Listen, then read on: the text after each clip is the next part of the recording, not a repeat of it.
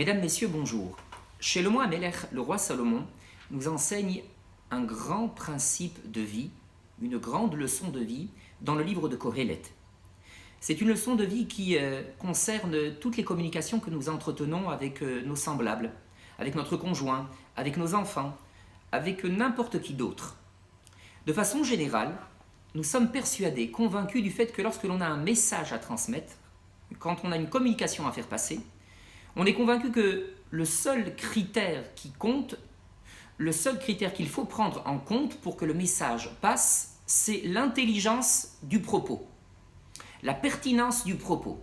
Si on considère que le message que l'on a à faire passer est un message qui est intelligent, un message qui correspond au émet, c'est-à-dire à la vérité, on est convaincu que le message passera et qu'il sera écouté par notre interlocuteur.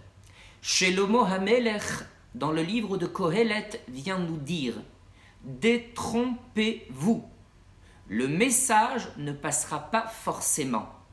Il manque impérativement un critère à respecter. Et écoutons ce que dit Shlomo HaMelech. Dans le livre de Kohelet, au chapitre 9, Shlomo HaMelech dit « Divrei hachamim benahat nishmaim ». Les paroles des sages, il parle donc de hachamim, d'individus qui émettent des propos intelligents. Mais Kohelet, Shlomo HaMelech ne dit pas divrei hachamim nishmaim, les paroles des sages sont écoutées systématiquement. Shlomo HaMelech rajoute le complément circonstanciel de manière. Comment les paroles sont-elles écoutées?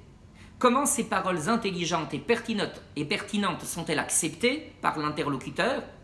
Benahat, quand ces paroles-là sont prononcées benahat, avec douceur. Benahat, dans le calme. Benahat, dans la quiétude et dans la sérénité. Nahat est un mot qui ne veut pas dire mollesse. Nahat est un mot qui ne veut pas dire apathie, avec indifférence. Nahat, c'est l'expression de l'apaisement, de la douceur, de la bienveillance, de la tranquillité. Voilà ce que veut dire le mot nahat.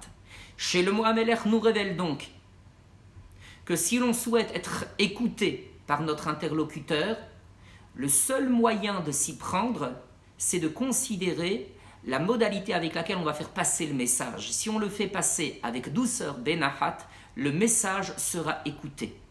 Si l'on cède à l'exaspération, si on se laisse aller à une sorte d'indignation, le message ne passera pas, quelle que soit l'intelligence du propos. Cet enseignement de Kohelet, on le retrouve chez les Chachamim, chez les sages, dans le traité Shabbat. Dans la Gemara de Shabbat, au folio 34, les Chachamim nous disent que le vendredi après-midi, on doit veiller à ce que on ait préparé le Shabbat comme il se doit, on doit veiller à mettre en place un certain nombre de dispositifs. Les Chachamim disent, il y a un certain nombre de choses qu'un homme doit veiller à dire au sein de son foyer le vendredi après-midi. Et les Chachamim disent ensuite, Amar Rabba bar Rav Huna. Rabba bar Rav Huna a dit, ces choses-là, tsarich lememrinhu benichuta. Il faudra impérativement les dire avec douceur, dans le calme et dans la sérénité. Ki hechi delikabelin humine, de façon à ce qu'elles soient acceptées, de façon à ce que les paroles soient écoutées, autrement elles ne le seront pas. Voilà donc ce que disent les Chachamim dans le traité Shabbat. Et on peut se poser la question, au demeurant, pourquoi est-ce qu'il faut impérativement tenir compte de ce critère-là? Pourquoi est-ce qu'on doit tenir compte de la façon avec laquelle on va transmettre le message? Et la réponse est simple. L'être humain est une créature qui est hybride. Il y a chez l'être humain deux éléments. Il y a ce que l'on appelle en hébreu le sechel et le regesh. Le sechel, c'est l'intellect. Le regesh, c'est l'affect.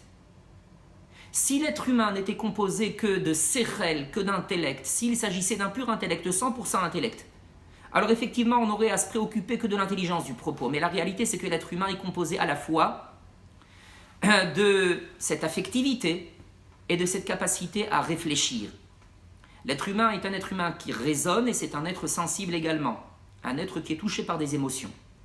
Si on ne se préoccupe pas de parler à l'être sensible et que l'on ne se préoccupe que de parler à l'être qui résonne, qui est en nous, le premier fera barrage et interdira que le message transite pour accéder à l'être qui résonne, qui est en nous.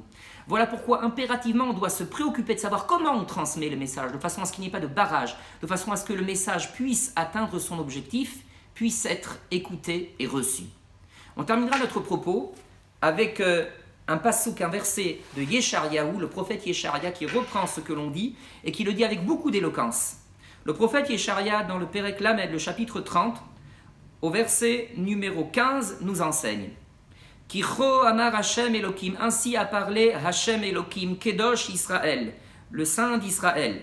« Beshuva vanahat tivasherun » vous serez délivrés grâce à la paix, grâce à la douceur. « Behashket ou bevitra tihye gevuratrem » votre force, votre puissance consistera dans la tranquillité et le calme